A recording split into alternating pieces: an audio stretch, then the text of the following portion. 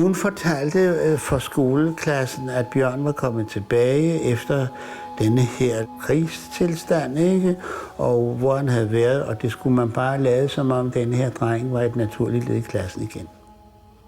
Hvis jeg blev behandlet som et almindeligt barn i klassen, så ville jeg falde bedst til at blive resocialiseret.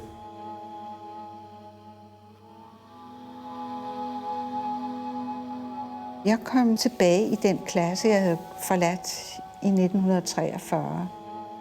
Så en dag i spisefrikvarteret, så sagde min rektor, nu kommer du lige ind i spisefrikvarteret, så skal vi lige tale med dig.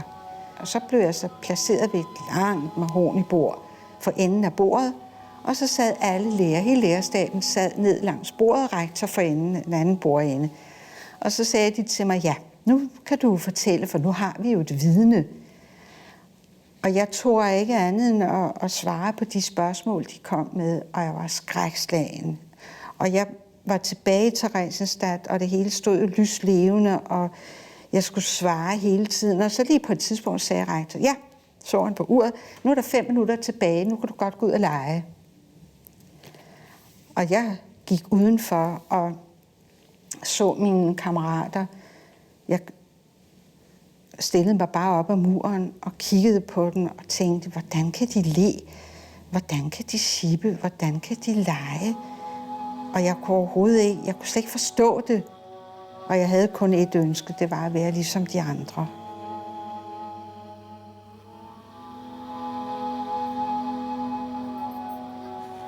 Vi fortalte ikke ret meget. Der var ikke nogen, der kunne lide at spørge os, hvordan vi havde haft det. Det var for tæt på. Så de var bare glade for, at vi var i live, og vi så ud som om, vi ikke fejlede noget. For da vi kom hjem, så var det bare så frygteligt dejligt, at vi var kommet hjem, og vi var i live. Så man talte ikke ret meget om, hvordan det havde været. Og det handlede altså om at tjene penge og stabilisere sig og komme videre i tilværelsen. Så de første par år talte vi ikke ret meget om, hvad der var sket.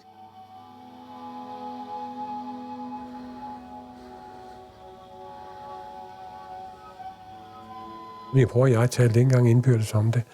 Jeg må sige, at vi har virkelig haft besvær med det. Det er først de senere år, at vi har snakket om det.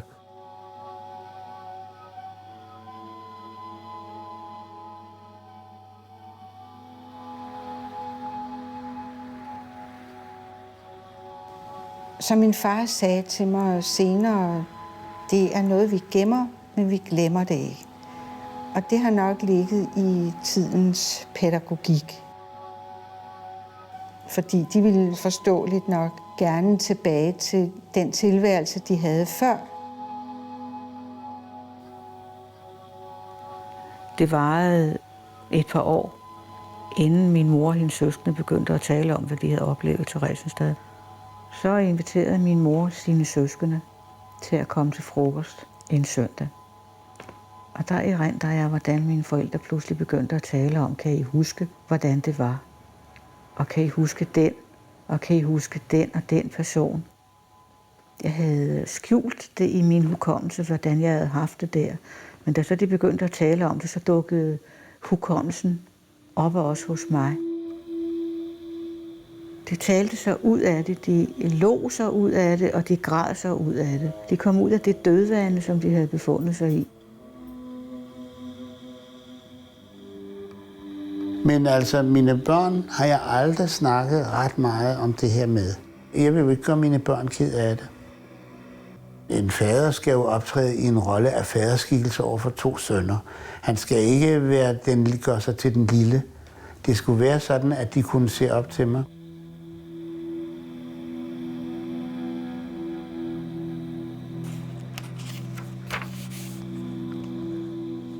Efter at være i Theresienstadt, så har jeg mange gange vågnet op af mareridt. Det, jeg vågnede op af, det var jo, at en af tyskerne vendte sig om. Og jeg løb, og jeg løb, og jeg løb. Og så vågnede jeg. Mareridtene for mit vedkommende begyndte først at komme i puberteten, med at der var nogen efter mig i uniformer, og jeg løb, og jeg løb, og jeg løb, og til sidst indhentede de mig og trak deres gevær, og så vågnede jeg badet i sved. Og det fortsatte faktisk i mange år. Det fortsatte også efter, jeg var blevet gift, og efter jeg havde fået mine børn. Og nogle gange så var mareridtene så voldsomme, så jeg kunne ikke gå på arbejde dagen efter.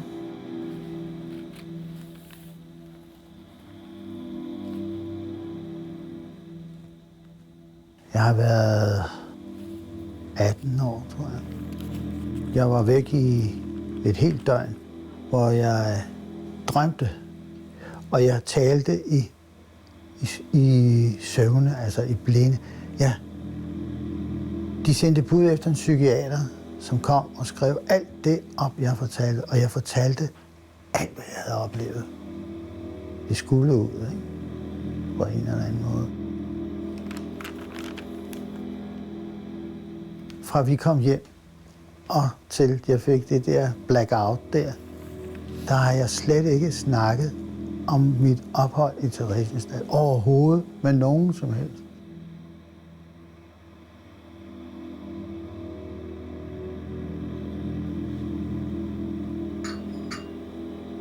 Jeg har haft men af det i mange år, men jeg er ikke den, der savler rundt i det og beklager mig og fortæller vidt og bredt om.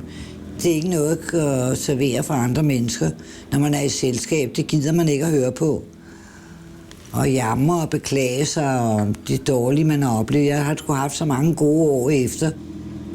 Det har været en hård tid, og jeg har haft men af det, og jeg har lidt af det, men altså, det må være over nu. Jeg må tilstå nu, hvor jeg er blevet lidt ældre, at jeg tænker ret meget over det. Og især fordi, at der i dag er der nogen, der fortæller, at det aldrig har været sket. Theresienstadt er altid nærværende i min bevidsthed. Jeg forsoner mig så meget med det, at jeg kan sige, og det er i ramme alvor, at jeg ville ikke have undværet det. Det har givet mig en udvikling, som jeg ikke ville have været foruden. Fordi hvis ikke jeg havde været i Theresienstadt, havde jeg ikke mødt Jelko. Og det ville jeg ikke have undværet. I dag sker der stadigvæk mord på folkeslag rundt om i verden. Det er meget, man ikke kan blive enige om at slutte med det. Det er ufatteligt, at der er nogen, der render rundt og slår hinanden ihjel stadigvæk. I 1978 der tog jeg sammen med Danmarks Radio ned for at lave et program for børn. Men på det tidspunkt, da vi var nede og optage Theresienstadt, der var det stadigvæk under russisk herredømme. Der kunne jeg huske næsten det hele, fordi bygningerne var, som de var dengang. Men alle døre og lignende vinduer, de var hamret til. Der boede jo ikke nogen, da jeg var dernede.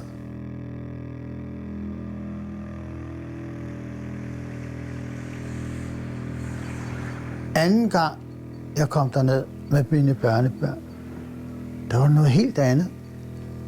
Der boede folk dernede. Jeg kan ikke forstå, at der er nogen mennesker, der kunne bo dernede. Der var sket så meget dernede. Det kunne jeg slet ikke fatte. Jeg har været mange gange i Theresienstadt. Jeg har været guide i Theresienstadt. Og jeg har været dernede med mine 2 sønner, som var meget bevæget over at være dernede.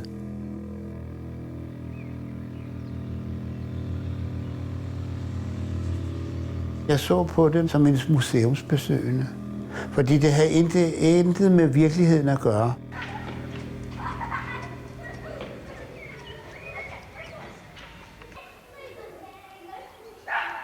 I dag ser det jo helt anderledes ud. Det er en forfalden landsby med huse, som trænger til at blive sat i stand. Og jeg fandt faktisk døren, da jeg var dernede med mine børn. Døren til mit værelse, der var lukket af. Til det værelse, vi boede, vi piger. Og jeg fandt døren op til Walters loftskammer. Men vi kunne ikke komme derind. Jeg ville vise børnene det, men vi kunne ikke komme ind, der var låst af.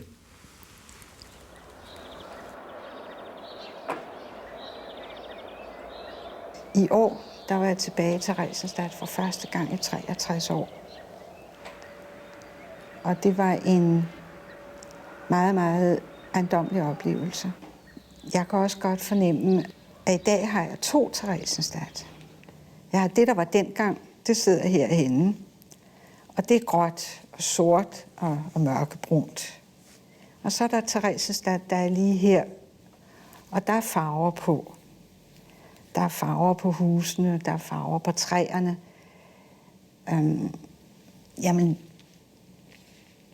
det er det samme Theresienstadt, men det er bare et anderledes Theresienstadt.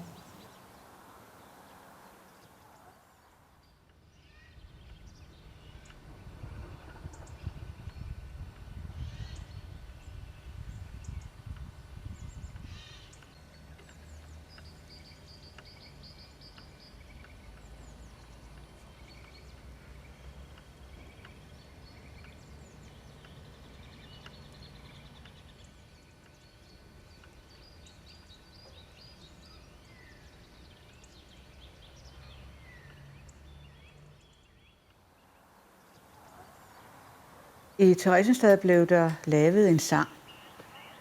Den er på 16 vers, men jeg vil gerne synge 4 af versene. Du gæve lille jøde, du blev fra Danmark sendt til en fremmed by, som du aldrig før har kendt. Byen den er ikke meget stor, der flere tusind jøder bor, og denne lille klat, det er Theresienstadt. Du om jødestjerne på dig skulle sy, for du som jøde kunne føle dig på ny. Jo, kære lille jødetamp, du skulle lære livets kamp her i Theresienstadt, her i Theresienstadt. Når middagstiden kommer, skal du hente mad. Du stiller dig i rækken, og du er så glad. Men ak, du har glemt dit spisekort, og med et brøl du jages bort. Her i Theresienstadt, her i Theresienstadt. Husk du lille jøde, når du kommer hjem, det danske folk at takke og aldrig glemme dem. Havde de ikke pakker sendt, så tror jeg nok, at du var endt her i Theresienstadt, her i Theresienstadt.